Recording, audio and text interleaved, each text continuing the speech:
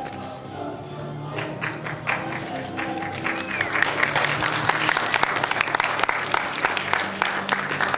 my lady, I warn you, it's not safe to go wandering through these jungles and all by yourself.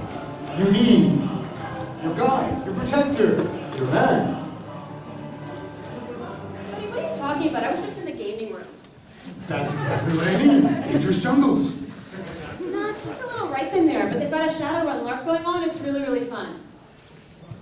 Cyberpunk, Steampunk. Did you invite them all to come watch us? Yeah, but I told you you had to shower first. We'll be done by then. That's the great thing about steampunk rebreathers. You don't smell anybody when you're walking through the halls. However, one caution, it does make conversation difficult. But, gentlemen, there is an advantage to this. Don't you say it! If the lady wants to hear what you have to say, she has to lean in close. La la la la la la la la la, not listening. Okay. But everybody else is.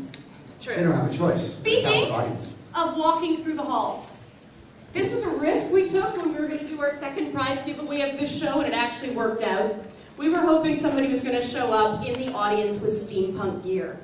We have a t-shirt. Did you bring the t-shirt? Oh. I showered, don't worry. A Monsieur Roudier marinated t-shirt for the best steampunk outfit in the audience, and I think they have made our choice extremely easy. Where are they? No, that's not it. That's not it. No surprise. Mademoiselle, please stand up. Woo! Look at this. Fantastic. So you get a Battle Station specific t-shirt. Thank you very much. Round of applause for our next winner. Michelle. Michelle, everybody. Some of you might remember Michelle from last year's Polaris. She was the Commodore.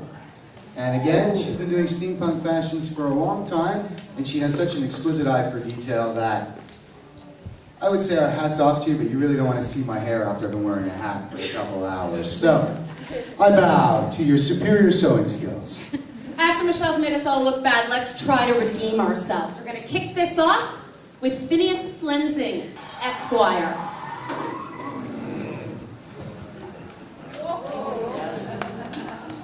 Dressed for his latest dinosaur trophy hunting expedition in the wilds of North Dakota, this is Phineas Flensing, Esquire.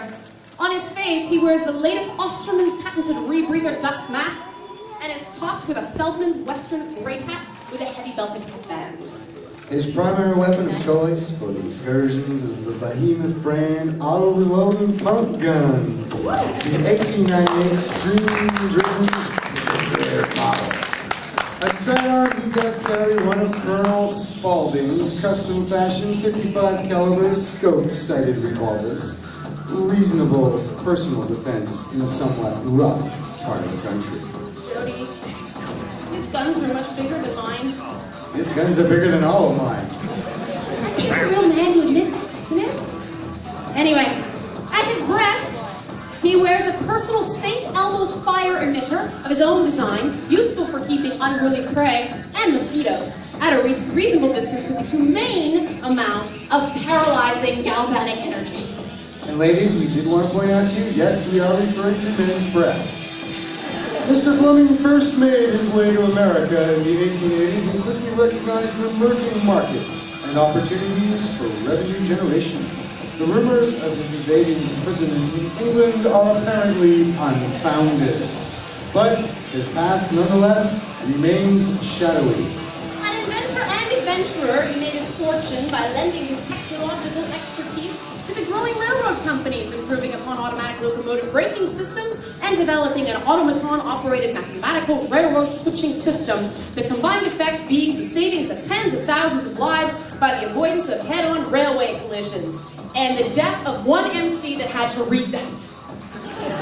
He continues to tinker to this day, apparently on the former MC, adding to his fortunes with such devices as the self-cleaning cow grouter and the oscillating lubricating sausage tweezer.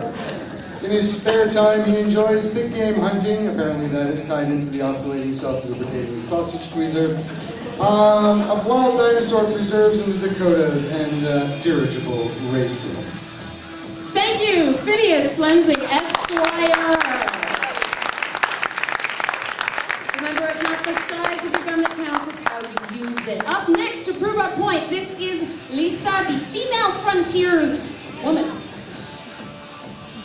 Jody, you are an expert in Western steampunk, so I'm going to let you take us through this. Western steampunk is one of the sides of steampunk that doesn't see as much notoriety. However, if most of you think back to probably what was the first steampunk film you saw, you wouldn't believe it if I told you it was Wild Wild West. The West offers up different kinds of opportunities for steampunk, as well as a very good color scheme. It loves that gunmetal Civil War gray, as well as the blues, so you can get away from some of those blacks and khakis that you see so many of us wearing. The beauty about this costume is it started as simple inspiration. The jacket came from Valley Village for a steal. I happened to have been with Lisa that day and looked at her and said, "This would be an awesome steampunk jacket." And then she spent the next 3 weeks putting this costume together in time for our presentation here today. I think she deserves it.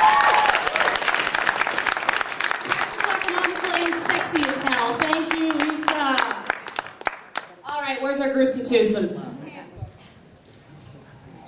Julie Ruth, Hobo and Tank. This is Hobo and Tank.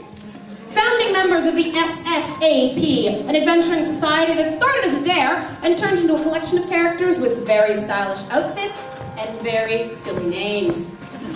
Hobo is the navigator of the group thanks to her prowess with map and compass. She comes from a family of no particular standing or wealth and often has to make do with what clothing she can pick up secondhand. A slightly worn lord's waistcoat here, a pair of workman's trousers there. In any case, Hobo typically places practicality over fashion. And in the adventuring business, after all, no one ever knows where they'll end up next. The requisite gun hand on the team, Tank, is not particularly subtle. Shooting first and asking questions later, not unlike many men. However, she's an excellent shot and a capable hand-to-hand fighter, unlike many men. And manages to do it all in heels, definitely not like many men. Not much is known about Tank before she came together with Hobo and third founding member Boots to form SSAP. Though it's suspected that she comes from a well-moneyed family that she chose to distance herself from. How mysterious. Buy her a drink, or 7, or more, and maybe she'll tell you more. The brown leather backing on Hobo's waistcoat was scavenged from an old coat, and the garment is stylishly lined with several old ties. I think that's very neat. Her wardrobe concept began when she found the red vest fabric in a drapery ends bin. Tank's hat, blouse, vest, skirts, and gaiters were constructed from historical Victorian patterns circa 1880 and 1890. The blouse and vest were actually constructed from the same ladies' activewear jacket pattern, the alteration of which caused much weeping and gnashing of teeth. Apparently proper Victorian ladies did not have shoulders. Who knew? The color scheme of pink and black was inspired by the find of the vest fabric, with everything else purchased to match. Because you know, it's not just about the accessorizing, it's being color-coded too. All of the trim on the bustle skirt and skimmer hat was hand-stitched into place. The travel-sized Gatling gun was scavenged from Valley Village. I'm telling you people, you can find this stuff everywhere. While the ammo pouch came from an antique fair. No, the seller didn't vanish cackling into a puff of smoke. Might have wished so after taking her money, but hey, well, wouldn't that have been brilliant? Thank you, Hobo and Tank.